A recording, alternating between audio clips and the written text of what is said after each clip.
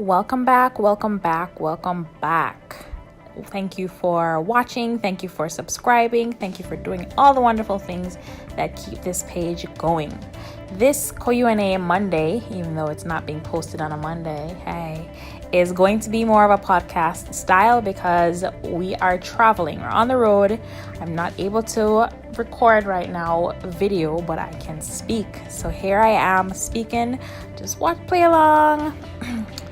Like you can see me, you know how I am already. My hands are all over the place. My eyebrows are doing all kind of wonderful stuff.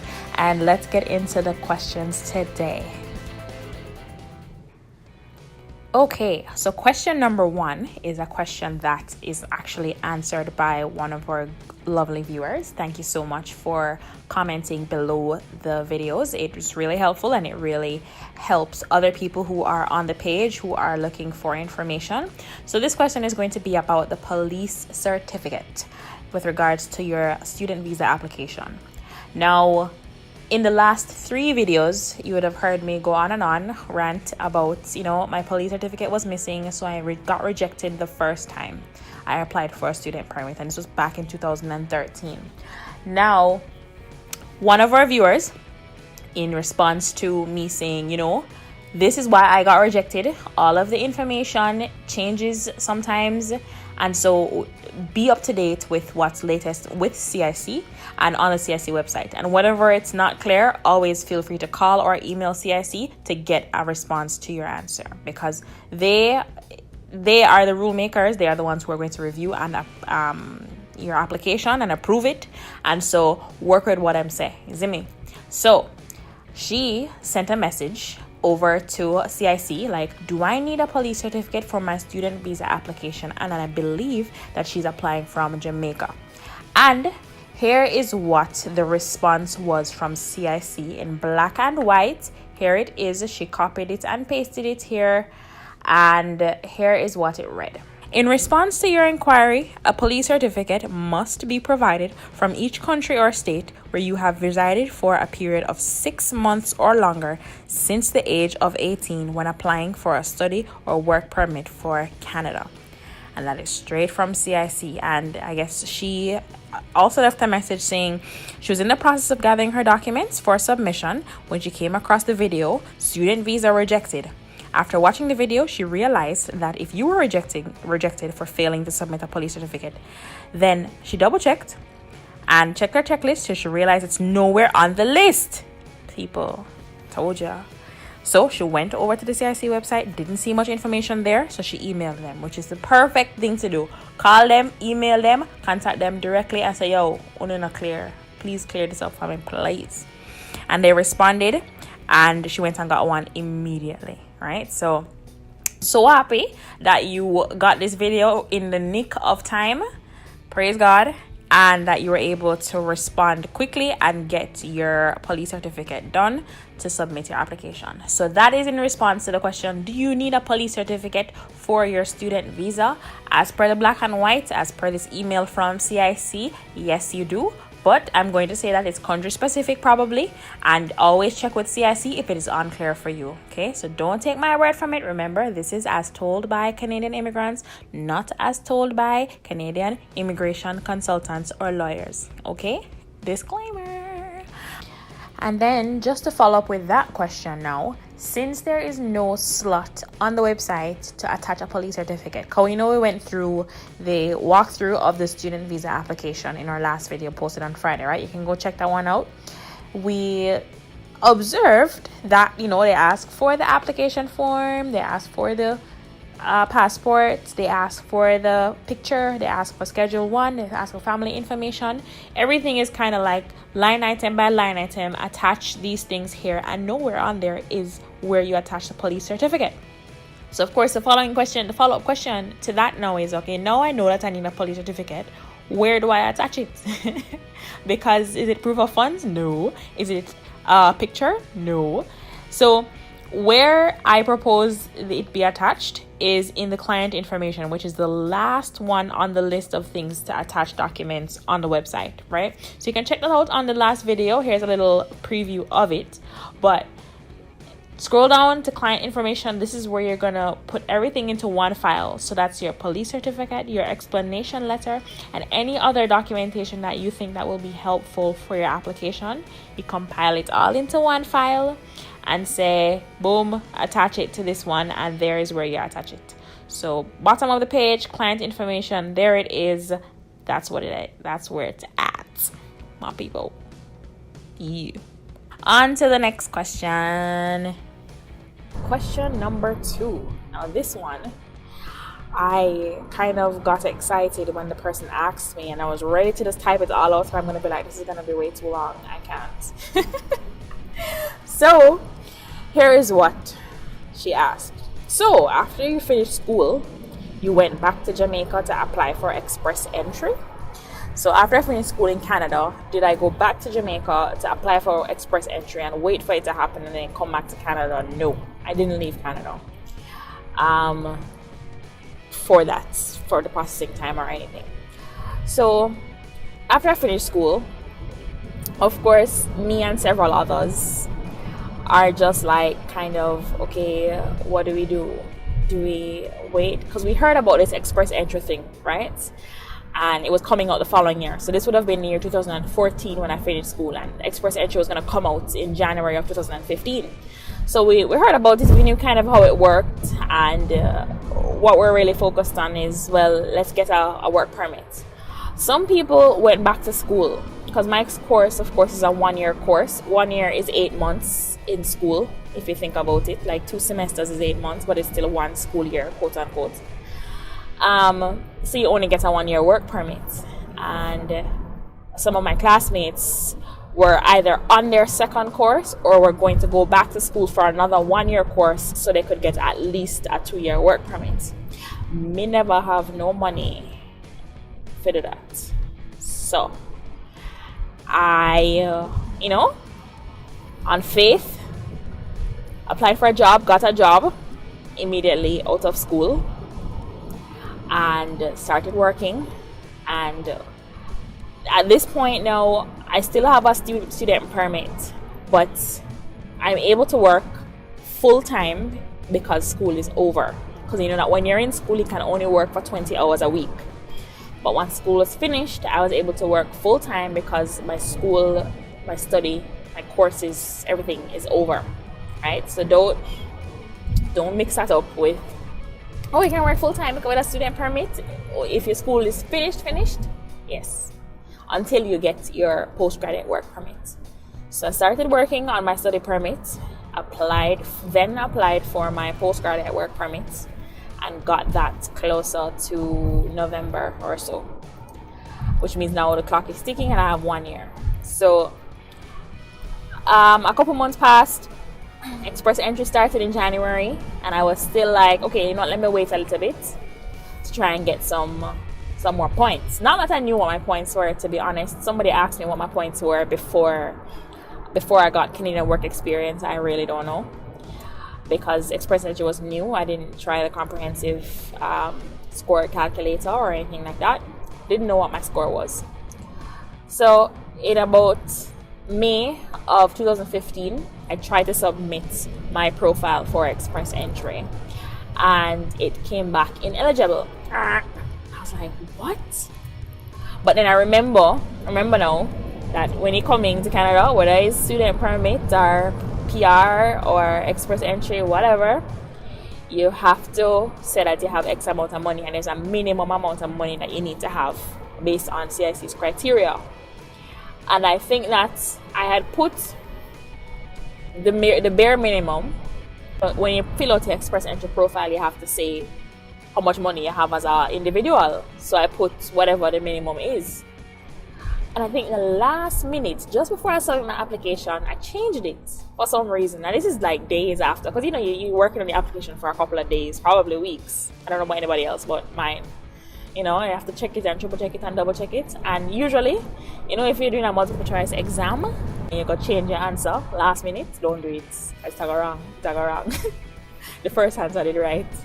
So I went back last minute for some reason, I don't know why, and changed the amount to less than the minimum. So when it went through and it said ineligible, and I was thinking through, what did I do? Why is it ineligible? And then I remember the money bit. So you must show that you have X amount of money. Of course, when I was submitting, I forgot about that. And I forgot that I put that amount specifically to meet that criteria. So now I said, all right, that's just the money. So once I fix the money, then I'm good. Couple more weeks now, you double check, you triple check, all these check-ins. Resubmitted again in June, and it came back and said ineligible. So now I'm just like, what am I doing wrong? And to be honest, because it was the first year of express entry, I didn't even think about trying to get help, because I feel like everybody's just in the darkness about this thing because it's new, and that nobody don't know any more than me. To my dismay. But that's honestly how I felt, and I felt like anybody else, wherever they would get information from to do this application would be the same place where I would get information from. So I didn't look to see if I needed help or try to get help or anything like that. So now I allowed time to pass, and I allow myself to get 1 year, to reach the 1 year Canadian work experience mark, right, which would have been in September. And said, all right, now I'm at the 1 year mark. I submitted my application and it went through. So it was perfect. Yay! And then I got called like 2 days after. So I submitted on a Wednesday, and on Friday I got an invitation to apply, which was really exciting. But now, here is it that I have an invitation to apply, which is great, but my work permit is going to expire in 2 months, right? It's now September, and my work permit is going to expire in November. So, what do you do now? Because obviously, the application is not going to process in 2 months. I was hoping, there were the odd candidates that got through like really, really quick. I don't ever see myself with that kind of success, being the odd candidate that gets it really, really quick. So I just kind of, submitted my application for permanent residency in October. And now I have 1 month left on my work permit. What do? Do I leave Canada? So the criteria to extend your work permit, and what they call it is like bridging your work permit, is that you have to have an application in for permanent residency, and you have to get a letter saying that it is approved in principle. Right? Not just an acknowledgement of receipt, but acknowledgement of receipt that we have reviewed the application and it's fine. We're just doing the final processing before you can become a PR, right? Because there's 2 different acknowledgements of receipts at the time.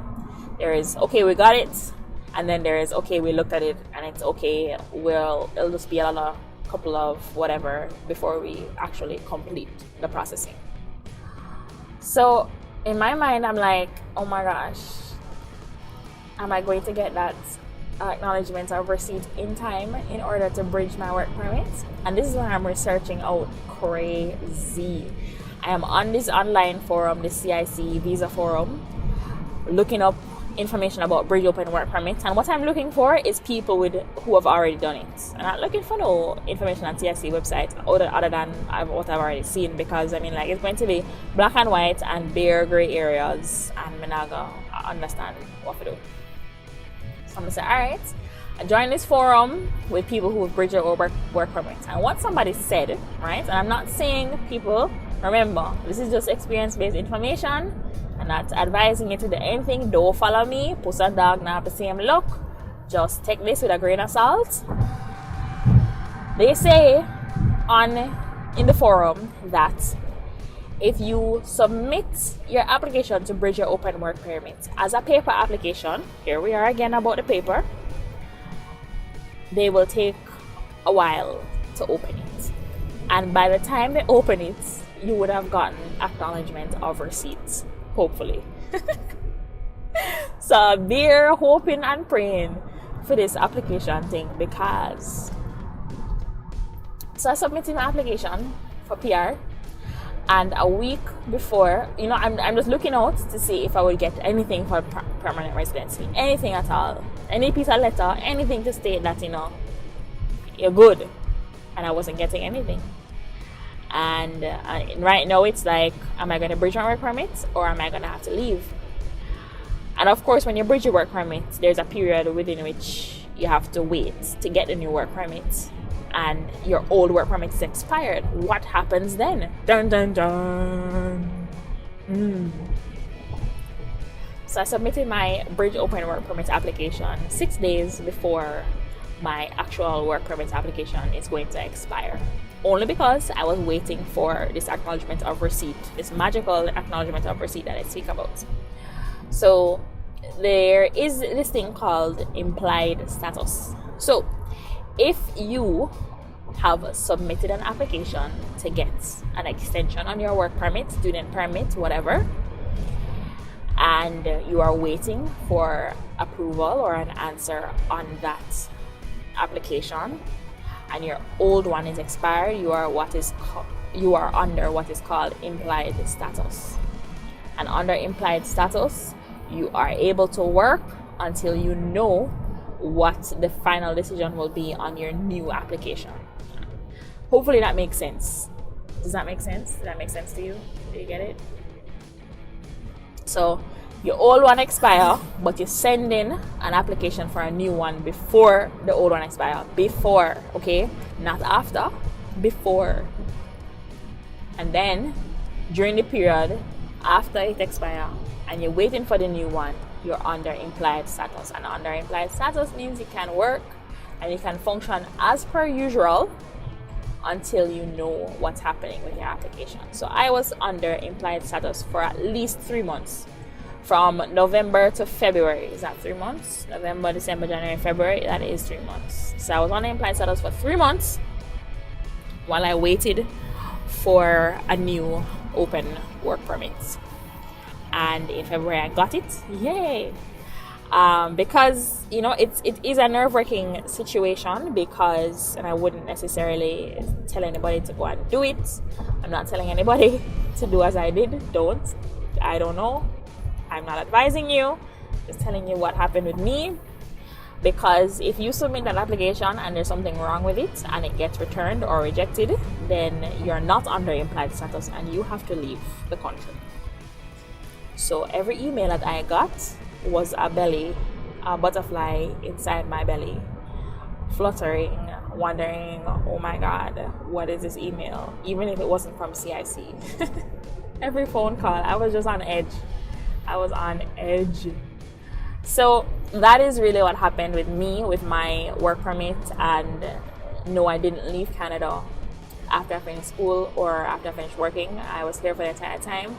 I couldn't travel because when you're under implied status, you don't have any documents to leave, to re-enter the country. So, you stay put until you know what's happening. I got my bridge open work permit in February, and then I got approval of my PR application in March, and then I was a permanent resident shortly after.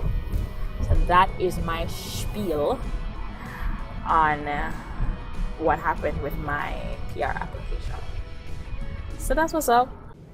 It's always a pleasure to share with you guys. It's always a pleasure to answer your questions. Thank you for watching. Thank you for subscribing. Remember, to subscribe is free. It helps you to join the community and helps you to get updates every time we post a new video. So click the subscribe button, click the notification bell so you can get updates when we post a new episode or where we comment or where we do all the wonderful things that we do up in here. So until next time, keep well, keep the faith, and see you in the next video.